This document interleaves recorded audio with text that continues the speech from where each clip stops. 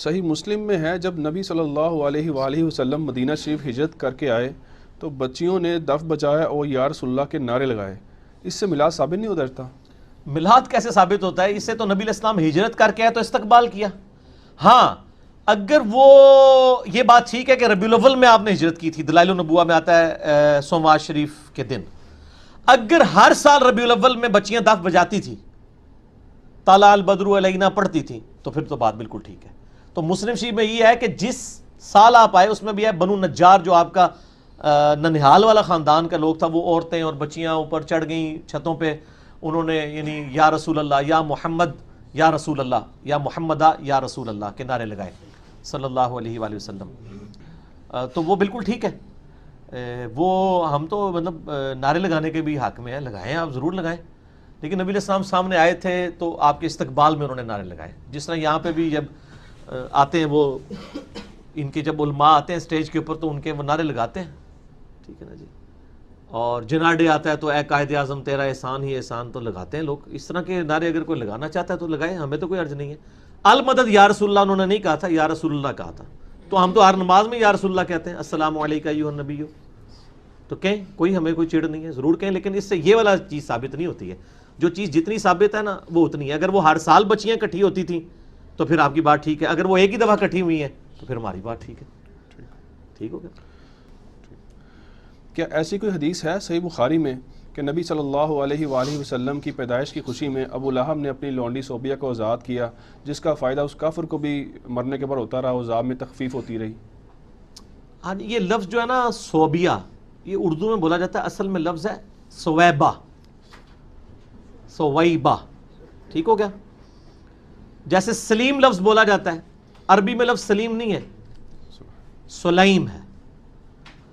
یہ بخاری میں موجود ہے، یہ بڑی مشہور حدیث ہے، اس لیے مجھے اس کا نمبر بھی یاد ہے 5101 انٹرنیشنل نمبر کے مطابق، کہ ابو لہب کی ایک لونڈی تھی سویبہ. اس نے آ کے نبی علیہ السلام کی پیدائش کی خبر دی ابو لہب کو کہ تیرے چھوٹے بھائی کے گھر جو کہ فوت ہو چکا تھا، یتیم بچہ پیدا ہوا، تو اس کو بڑی خوشی ہوئی. تو اس نے خوشی میں یوں اشارہ کر کے نا سویبہ کو آزاد کر دیا. اور یہ وہ لونڈی ہے جس نے نبی علیہ السلام کو اپنا دودھ بھی پلایا تھا. یعنی آپ کی آپ سمجھ لیں رضائی والدہ بھی بنتی ہے، رضائی ماں.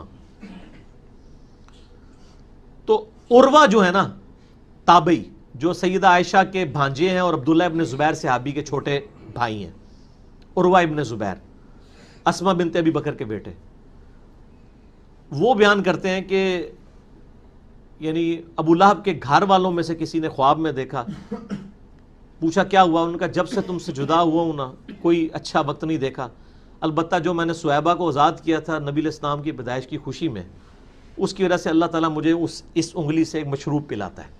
یہ یعنی تھوڑی سی فائدہ ہوتا ہے، عذاب میں تھوڑی بہت تخفیف ہو جاتی ہے.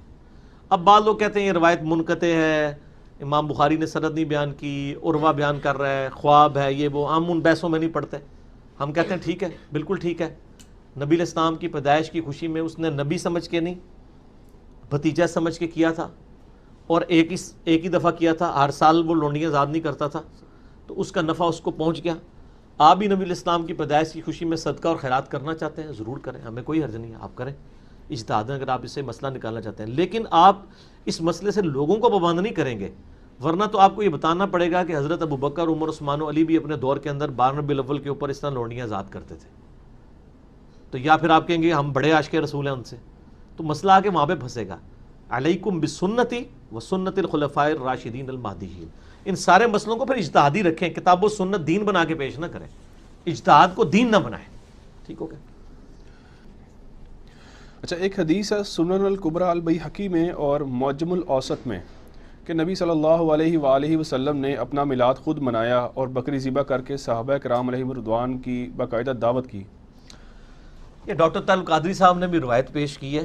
یہ نبی علیہ السلام نے اپنا عقیقہ کیا تھا اصل میں اعلان نبوت کے بعد. یہ میلاد نہیں منایا تھا، ورنہ تو یہ ایک دفعہ نہ ہوتا، ہر سال ہوتا. ٹھیک ہو گیا. عقیقہ کیا تھا آپ صلی اللہ علیہ وآلہ وسلم نے، اور بڑی عمر کا عقیقہ ہو سکتا ہے، کسی کا بچپن میں نہیں ہوا بعد میں وہ خود بھی کر سکتا ہے. تو یہ بیسیکلی عقیقہ تھا، نہ کہ کوئی میلاد منایا گیا تھا. آؤٹ آف کانٹیکسٹ کوٹ کرتے ہیں. کیا صحیح مسلم میں ایسی کوئی حدیث موجود ہے کہ حضرت معاویہ رضی اللہ تعالیٰ عنہ نے باقاعدہ محفل میلاد کا اہتمام کیا تھا صحابہ کرام کو جمع فرما کر؟ نہیں، محفل میلاد نہیں تھی. یہ صحیح مسلم کی ایک حدیث بڑی آج کل بھی آپ کو مارکیٹ میں نظر آئے گی. وہ حدیث آپ خود پڑھ لیں تو آپ کو پتہ چل جائے گا.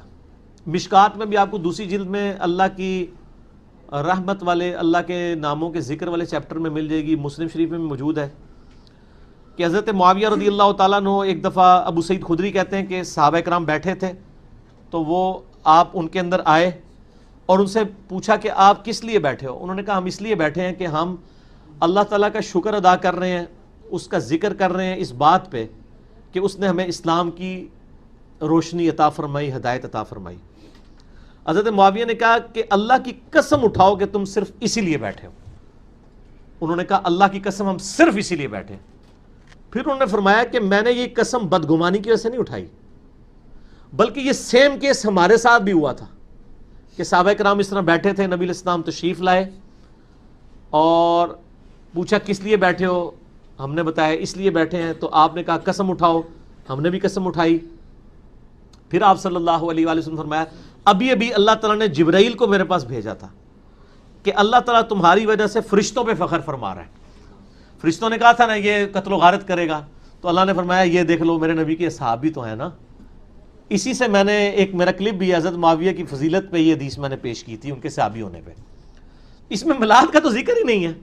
اس میں تو ہے کہ وہ یہ ذکر کر رہے تھے کہ بھئی نبی علیہ السلام کی وجہ سے اللہ تعالیٰ نے ہمیں ہدایت دی، اور وہ تو ہم ہر وقت ذکر کرتے ہیں، ہم تو ہر وقت کہتے ہیں. میلاد کی کوئی محفل نہیں تھی، بلکہ آپ بھی سر جو میلاد کی محفلیں کرتے ہیں نا اس میں یہی حدیثیں بیان کر کے وہ اسلام بھی پھر لوگوں کو بتایا کریں. حدیثیں یہ بیان کرتے ہیں اسلام انڈیا، پاکستان، بنگلہ دیش میں انگریزوں کے دور میں لکھی ہوئی کتابوں سے پیش کر رہے ہوتے ہیں. اسلام پھر کتاب و سنت سے پیش کریں نا کہ اپنے بعد دو چیزیں چھوڑ کے جا رہا ہوں، کتاب اللہ اور سنت. الموطا امام مالک میں، مستدل الحاکم میں آتا ہے، اور مسلم شریف میں آتا ہے قرآن اور اہل بیت کے ساتھ اس نے سلوک کرنا اور قرآن کو پکڑنا. تو آگے پھر قرآن پکڑایا کریں نا. روایتیں یہ پیش کرتے ہیں اور جلسے جلوسوں میں کیا کر رہے ہوتے ہیں. تو ہم اس پہ یہی کہیں گے کہ ایک بار جھوم کے کہہ دیں نہ میں وابی نہ میں بابی، میں ہوں مسلم علمی کتاب. ٹھیک ہو گیا. اگرچہ میلاد شریف منانے کا مروجہ طریقہ صحابہ کرام، تابعین اور تبع تابعین کے دوار میں شروع نہیں ہوا، لیکن بعض بڑے علماء نے 7ویں اور 8ویں صدی ہجری میں سٹارٹ ہوئے اس عمل کو پسند کیا. مثلا ابن حجر حیتمی، امام سخاوی، امام جلال الدین سیوطی، ملا علی قاری اور آپ کے پسندیدہ ابن حجر اسقلانی نے بھی اس کو جو ہے نا میلاد منانے پر اجماع کا دعویٰ کیا ہے. تو کیا یہ درست نہیں ہے؟ انہوں نے اجماع کا دعویٰ نہیں کیا، لیکن باقی جن بزرگوں کے ہم نے نام لیے نا، یہ واقعی یعنی پہلی بات تو یہ ثابت ہوئی کہ ان بزرگوں کی اگر یہ بات ماننی ہے تو یہ بھی مانے کہ ان بزرگوں نے خود مانا ہے کہ یہ 7ویں صدی ہجری میں یہ سارے معاملات شروع ہوئے ہیں میلاد والے. یعنی وہ بھی حکمرانوں کے زیر سایہ وہ علماء کو بلاتے تھے، ان سے تقریریں کرواتے تھے، ان کو اشرفیاں دیتے تھے. ٹھیک ہے نا جی.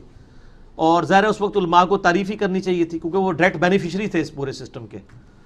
تو ہم تو فتویٰ کوئی نہیں لگاتے ہیں، لیکن ہمیں صرف یہ بتایا جائے کہ جن چیزوں کی تعریف انہوں نے کی ہے وہ چیزیں کیا ہوتی تھیں. نبی علیہ السلام کی سیرت بیان ہوتی تھی، وہ تو ہم بھی کرتے ہیں پروگرام. آج میں بھی تو محفل میلاد کر رہا ہوں، میں نے کہا اجماع ہے ربیع الاول میں آپ پروگرام کریں. لیکن یہاں پروگراموں میں کیا ہو رہا ہوتا ہے؟ اپنے علاوہ ساروں کو گستاخ رسول کہہ رہے ہوتے ہیں. اگر ان اماموں نے لکھا ہے کہ اس وقت میلاد کی محفلوں میں لوگوں کو گستاخ رسول کہا جاتا تھا اور یہ شعر پڑھا کرتا تھا جایا تھا کہ جی نثار تیری چہل پہل پہ ہزاروں عیدیں ہیں ربیع الاول، سوائے ابلیس کے جہاں میں سبھی تو خوشیاں منا رہے ہیں. اگر یہ شعر پڑھا جاتا تھا تو پھر بتا دیں، یہ تو نہیں پڑھا جاتا تھا. تو اس طرح کے پروگراموں کو تو ہم جائز سمجھتے ہیں، ہم تو نہیں فتویٰ لگاتے، بالکل نہیں لگاتے. ایسے پروگرام جو کتاب و سنت کے دائرے کے اندر ہوں کریں آپ، کوئی حرج نہیں، سارے کرتے ہیں. کوئی سیرت النبی کانفرنس کرتا ہے، کوئی میلاد مصطفیٰ کانفرنس کرتا ہے، کوئی امام اعظم محمد رسول اللہ کانفرنس کرتا ہے صلی اللہ علیہ وآلہ وسلم.